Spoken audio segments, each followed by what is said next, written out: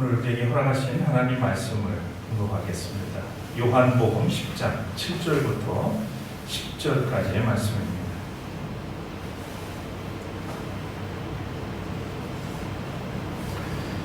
예수께서 다시 말씀하셨다. 내가 진정으로 너희에게 말한다. 나는 양이 드나드는 문이다. 나보다 먼저 온 사람은 다 도둑이고 강도이다.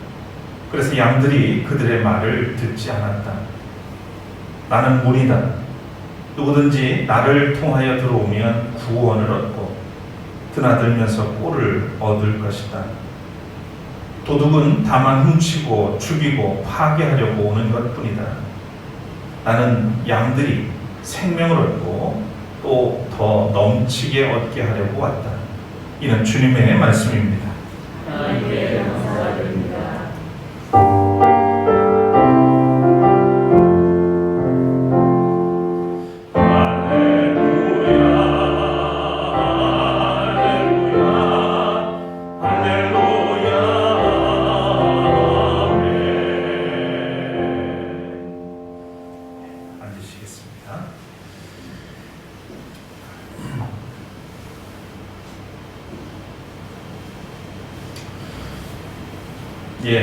아직은 날씨가 쌀쌀하지만 입춘이 지났습니다.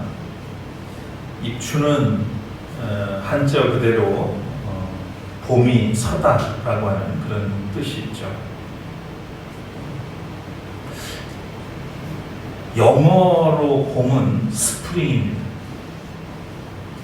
뭔가 좀 통하는 데가 있지 않나 싶은데요. 선다는 것과 스프링이 관계가 없지 않죠.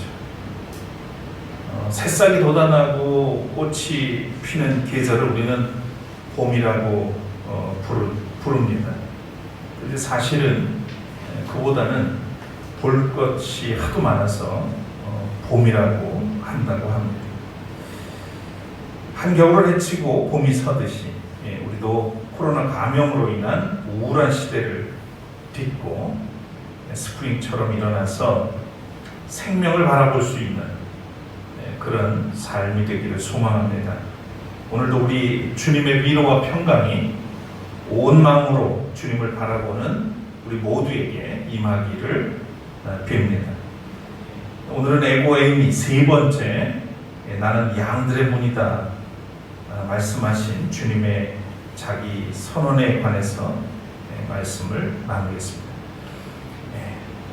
먼저 우리 사랑해요 찬양 올리고 기도하겠습니다.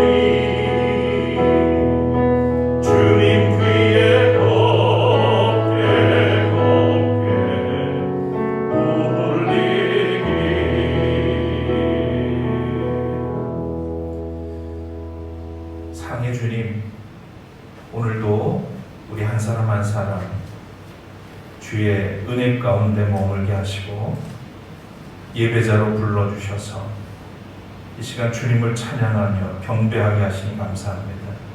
또 이 시간 주의 말씀 앞에 저희들을 부르시고 세우셨으니 예비하시고 허락하신 말씀을 통해서 우리를 새롭게 그리고 주님 보시기에 더 아름답게 만들어주시길 원합니다.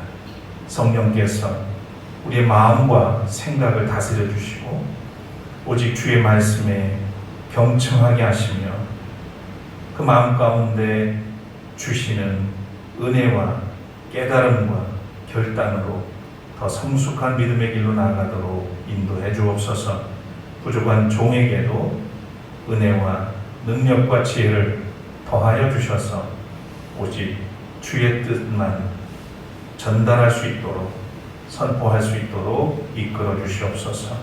예수 그리스도 이름으로 간절히 기도드립니다. 아멘. 요한복음의 전체 맥락을 볼 때 10장을 기준으로 내용상 어조와 분위기가 전환이 되는 것을 볼 수 있습니다. 요한복음 처음부터 9장까지는 예수님에 대한 인식에 대해서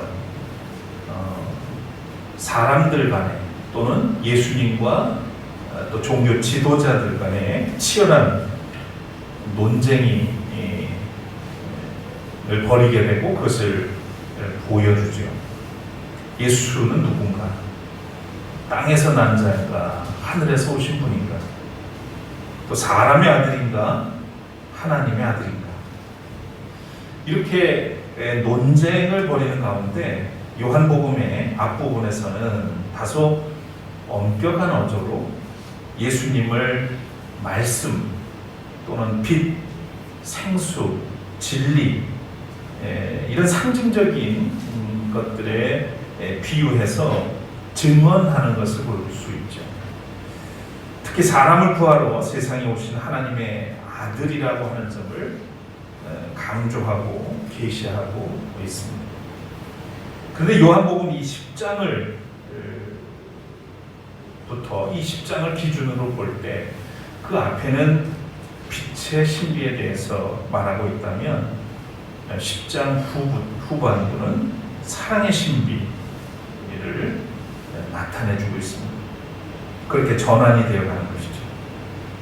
오늘 본문이 포함되어 있는 요한복음 10장에서 예수님은 아주 온유하고 인자하신 그런 선한 목자의 모습을 만나게 됩니다.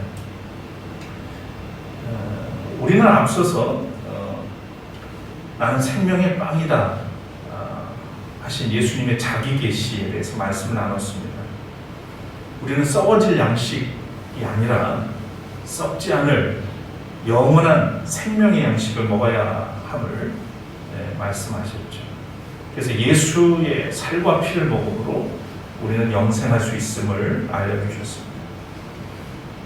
그 다음으로 나는 세상의 빛이다 말씀을 하셨는데 우리는 죄 가운데 진노의 자녀로 살고 있지만 예수 그리스도를 통해서만 우리가 하나님의 은총을 입을 수 있고 빛의 자녀로 거듭날 수 있음을 이 말씀을 통해서 깨닫게 되죠. 그러니까 예수를 통해서만 우리가 어둠을 거두어내고 빛의 삶을 살 수 있음을 강조하셨습니다. 오늘 세 번째 에고 에이미는 양의 우리를 배경으로 설명하고 있습니다. 그리고 이 에고 에이미를 이 10장 본문에서는 두 번이나 연달아서 사용을 하시는데 오늘 읽은 것처럼 7절에 나는 양의 문이다 라고 하신 말씀이 있고요. 11절에 가면 나는 선한 목자다 라는 그런 선언을 하십니다. 그러니까 목자라는 표현은 우리가 참 많이 교회에서 다루고 또 말씀도 읽고 그래서 좀 익숙한데 양의 문이라고 하는 이 표현은 다소 생소합니다. 양의 문이라고 하셨을까 하는 그런 의문을 갖지 않을 수가 없죠. 왜 그러셨을까? 예수님은 왜 자신을 가리켜서 문이라고 했을까요? 좀 상상을 좀 우리는 해볼 필요가 있을 것 같습니다. 세상에는 여러 종류의 사람들이 살죠. 그런데 그 중에는 담을 쌓는 사람이 있는가 하면 그 담 사이에 문을 만드는 사람도 있습니다. 여기서 담은 단절을 의미한다고 보면 문은 소통을 의미합니다. 담이 분리라고 한다면 문은 연결이죠. 그래서 아무리 든든한 담과 벽이 가로막히더라도 문이 있으면 소통을 할 수 있게 되고 서로 연결이 될 수 있습니다. 그래서 집을 질 때 가장 중요한 위치에 문을 만드는 이유도 이런 의미가 있지 않나 싶습니다. 사람과 사람, 또 집단과 집단 사이에 일어나는 많은 불통의 문제들이 있죠. 그 원인은 알고 보면 그 사이에 있는 어떤 벽이나 담이라기보다는 문이 없기 때문입니다. 아무리 견고한 담이 있더라도 사람과 집단 사이에 살아가는 이 세상에 그런 일들이 많이 생기더라도 조그마한 문이라도 만들어지면 길은 열리게 됩니다. 아무리 단단한 담이 있어도 그래서 담이 있어서 분단된 것처럼 분절된 것처럼 보일지라도 문이나 틈이 있다면 소통은 언제든지 가능합니다. 그래서 세상에는 문을 만들고 틈을 내는 사람, 피스메이커들이 있는 거고요. 또 다른 한편으로는 담을 쌓고 또 있는 틈마저 메워버리는 그런 사람도 있어요. 트러블 메이커 같은 그런 종류의 사람. 그래서 사람 사는 곳에는 그래서 반드시 문이 있어야 합니다. 이런 의미에서 문은 소통이라고 말할 수 있겠습니다. 이뿐 아니라 문은 우리 삶에 있어서 경계이기도 하고 또 통로이기도 합니다. 문은 안과 밖의 경계이죠. 그리고 또 안에서 밖으로 나가는 통로이기도 합니다. 문이라고 하는 것은 자신과 타자 또 자신과 세상 사이의 경계가 됩니다. 불안전한 바깥 세상으로부터 안전하게 보호되는 집 안으로 들어오는 경계입니다. 밖에서 안으로는 아무나 들어올 수는 없습니다. 허락된 사람만 들어올 수 있죠. 그래서 경계라고 말씀을 드리는 겁니다. 우리나라의 옛 궁전이나 또는 서양의 유럽의 고성을 가보면 가장 커다랗게 그리고 화려하게 만들어 놓은 대문이 가장 먼저 눈에 들어옵니다. 그 규모와 모양이 어쩌면 그 주인의 신분과 또 권위를 나타내게 되는 거죠. 그래서 궁전이나 고성은 공통적으로 밖으로부터 함부로 침입할 수 없도록 성을 쌓고 담을 아주 높고 견고하게 그렇게 일반적으로 쌓습니다. 그리고 문지기도 그러다 보니까 문지기도 막강한 그 권력을 가지고 출입을 통제하게 되죠. 아무리 그렇다 하더라도 또 안쪽에서 밖을 바라보면 문은 자신으로부터 다른 세상으로 나아가는 통로가 되기도 합니다. 양의 우리라고 할 때 양의 문은 맹수로부터 양을 보호하는 경계이자 또 푸른 초장과 맑은 물가, 시냇 물가로 나아가는 통로입니다. 이런 의미에서 볼 때 나는 문이다 라고 이렇게 선언하신 예수님은 죄로 인해서 하나님과의 단절된 인간과 하나님 사이에서 스스로 소통의 문이십니다. 또 진리와 구원의 세계로 들어가는 좁은 문이시죠. 그리고 은총의 세계로 나아가는 통로입니다. 오늘 본문으로 들어가서 보면 예수님의 나는 문이다라고 선언하신 이 에이미의 배경은 요한복음 9장에서부터 비롯됩니다. 나는 세상의 빛이다라고 하셨던 그 선언 이후에 이 태어나면서부터 시각장애인이었던 한 사람이 실로암에서 씻고 눈을 뜨고 보게 되는 이 일들로 인해서 예수가 누구인가라고 하는 것에 첨예하게 또 갈등을 빚고 또 드러낸 사건이 나오죠. 여기서부터 사실 오늘 나는 양의 문이라고 하신 이 말씀도 연결이 되어 있습니다.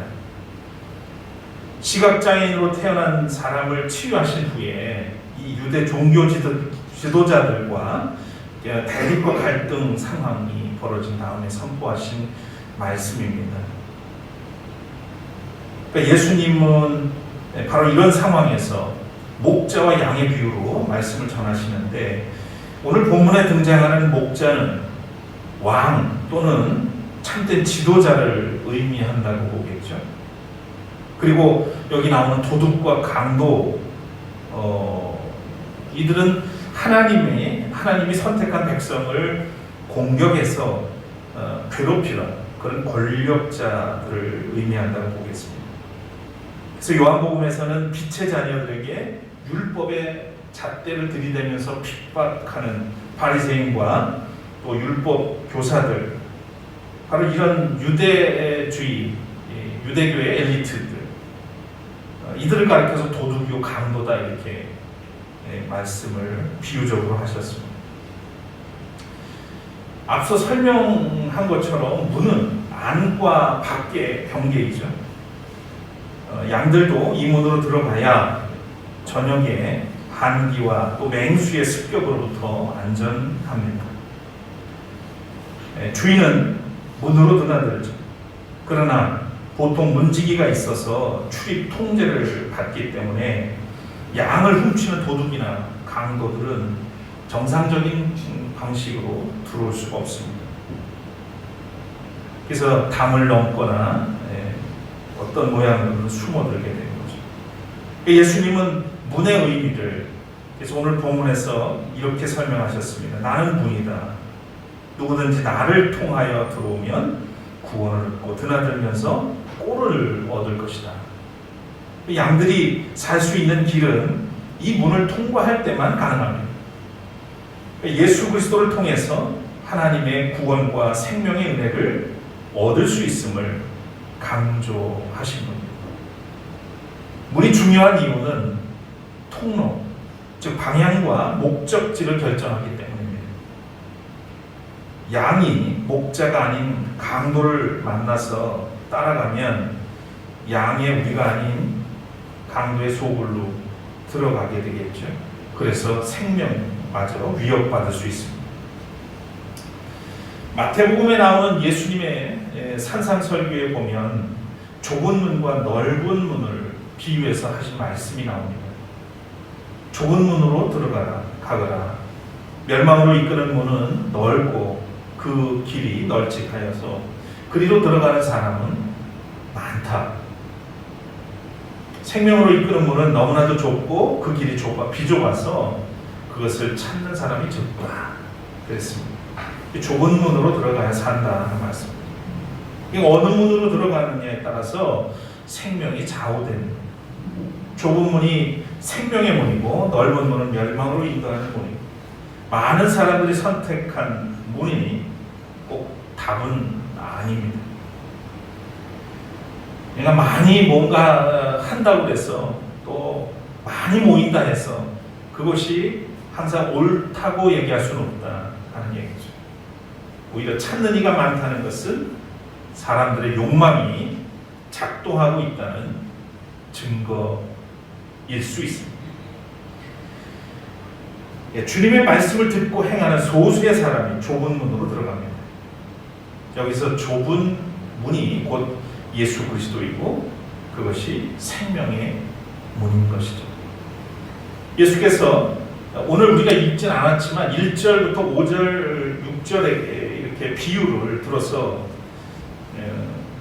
양을 알고 또 이름을 불러주면서 초장으로 인도하시는 인자한 목자로 자신의 정체를 드러내시지만 무리들이 알아듣지 못합니다. 그러자 7절에 다시 말한다 하시면서 나는 양의 문이다, 이렇게 양들이 드나드는 문이다, 이렇게 소개하죠. 그러니까 자신을 참된 인도자라고 강조하신 겁니다. 그리고 또다시 9절에서 10절에 보면 9절에서 다시 주님이 오신 목적과 또 우리는 주님을 통해서 무엇을 얻을 수 있는지를 밝히셨습니다. 나는 문이다 라고 말씀을 하셨죠. 그리고 구원, 나를 통해서 들어오면 구원을 얻고 또 드나들면서 꼴을 얻게 될 것이다. 그리고 더 나아가서 도둑들은 양들을 훔치고 죽이고 파괴하려고 오는 거지만 나는 양들에게 그와 반대로 생명을 주고 또 그들에게 풍성함을 누릴 수 있도록 하려고 왔다, 이렇게 밝히셨습니다.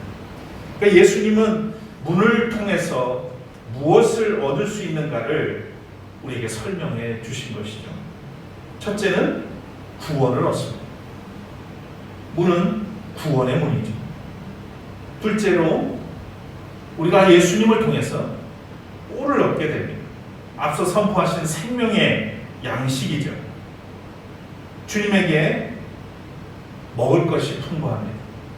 굶주린 자들이 주님을 따랐을 때 보리떡 5개와 물고기 2마리로 모두가 배불리 먹었던 것처럼 그것은 가시적인 문제지만 특히 영적으로 그리스도 안에 우리가 살아갈 때 그의 말씀과 그의 삶을 통해서 우리는 생명의 양식을 얻게 된다는 얘기. 세 번째로 생명을 얻고 또한 더 풍성히 얻는 겁니다. 같은 생명이라도 마지못해 사는 사람이 있고요, 그 생명의 풍요로움을 누리면서 사는 사람이 있는 것 같습니다.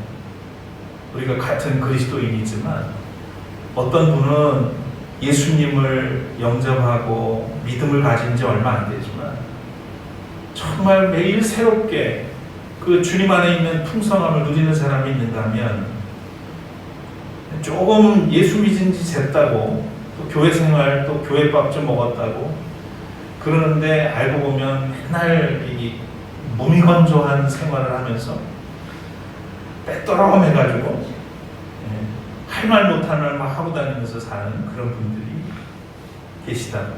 이게 생명으로 풍성해져야 되는데 그러지 못한 분들도 있어요.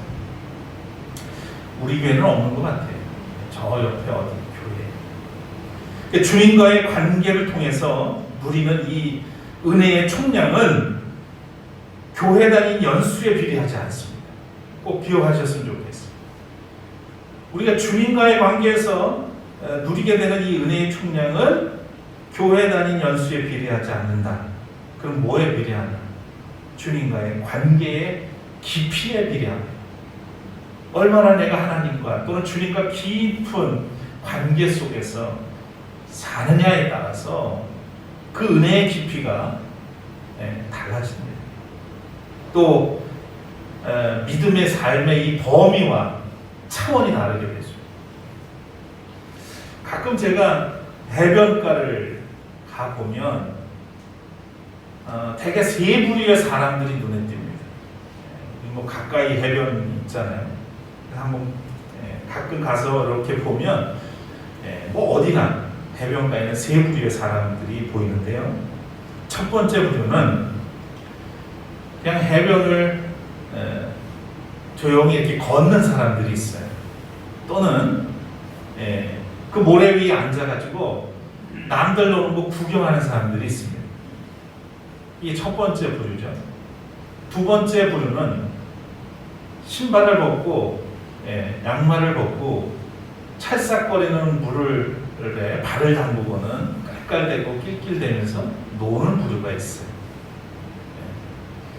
그 다음에 세 번째 부류는 바닷물에 온몸을 던지고 수영을 하거나 아니면 파도를 타는 사람들이 있죠. 자, 여러분 같은 장소에서 벌어지는 일입니다. 같은 해변가, 같은 바다에서 벌어지는 일인데 여러분 생각에 누가 가장 이 셋 중에 누가 가장 바다를 만끽하고 있나요? 그러니까 바다가 어떤지 그것은 바닷물에 들어가 보지 않은 사람은 알 수가 없어요. 상상 가지고 할 수가 없어요. 온몸을 던져서 그 물과 하나가 돼서 그 놀이를 하는 사람들이 그 바다의 참맛을 알게 되는 거죠. 마찬가지입니다. 그럼 우리도 마찬가지죠. 하나님의 은혜의 바다에 내가 어느 정도 몸을 담그느냐에 따라서 그 은혜와 안에 깊이와 넓이와 그 충만함을 누리는 정도가 달라지는 겁니다. 여러분 우리 현실도 한번 생각해 보십시오.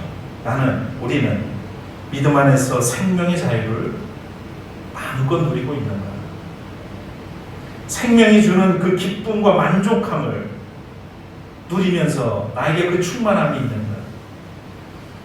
또 우리는 예수께서 주신 이 생명으로 이웃과 더불어서 넉넉한 사랑을 나누고 있는가? 히브리서에 보면 이 풍성한 생명을 누리지 못하는 성도들의 그 답답한 모습을 이렇게 토로하고 있습니다. 시간으로 보면 여러분은 이미 교사가 되었어야 할 터인데 다시금 하나님의 말씀의 초보적 원리를 남들에게서 배워야 할 처지에 놓여 있습니다. 여러분은 단단한 음식이 아니라 젖을 필요로 하는 사람이 되었습니다.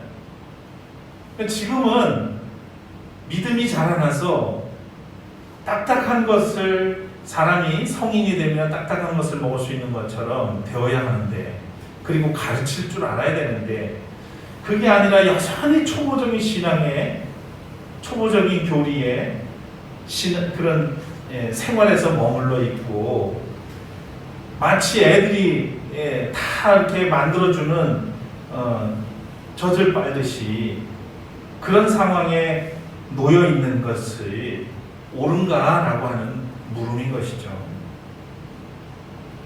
성장하지 못하고 생명의 이 풍성함을 누리지 못하는 초보적인 신앙에 머물러 있는 성도에 대해서 주님이 어떻게 생각하시는지에 대한 그 안타까움이 이 말씀에 묻어 있는 겁니다. 어린아이처럼 단순한 교리나 말씀의 초보만 붙들고 만족해하거나 이것 정도면 됐어 라고 하는 생각에 머물러 있거나 아니면 신앙생활을 하면서 온갖 투정을 하는 그런 모습, 이것이 바로 아이와 같은 신앙, 자기중심적인 신앙에 머물러 있는 상태를 나타내는 것이죠. 과연 우리도 이런 풍경의 모습으로 가지고 살고 있는 것은 아닌지 비춰봐야 되겠습니다. 이제 정리하겠습니다. 주님은 나의 문이다. 양들이 드나드는 문에 비유해서 자신의 존재를 드러내셨습니다. 예수 그리스도는 구원의 은혜 속으로 들어가는 문입니다. 우리는 주님을 통해서 생명의 양식을 얻고 또 생명의 풍성함과 존재의 충만을 누릴 수가 있습니다. 사랑하는 여러분, 이제 그리스도를 따라서 생명으로 인도하는 좁은 문으로 들어갑시다.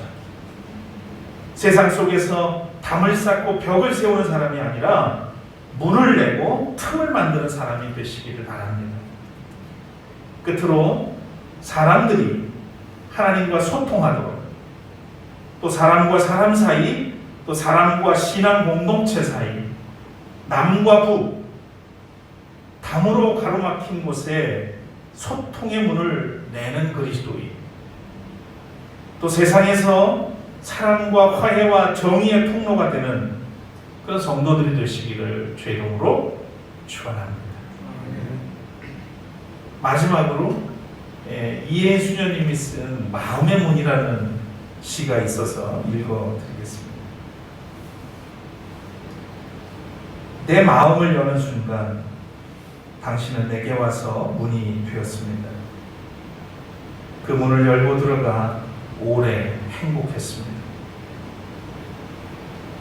이젠 나도 누군가에게 아름다운 문이 되고 싶지만 걱정만 앞서니 걱정입니다. 살아갈 날이 그리 많지 않은데 사랑의 분량은 많지 않아 걱정 마음. 활짝 열어야 문이 되는데 오히려 닫고 있는 나를 보게 되는 걱정. 하지만 오늘도 걱정의 틈은 좁히고 마음은 넓혀서 문이 되는 꿈을 꾸겠습니다.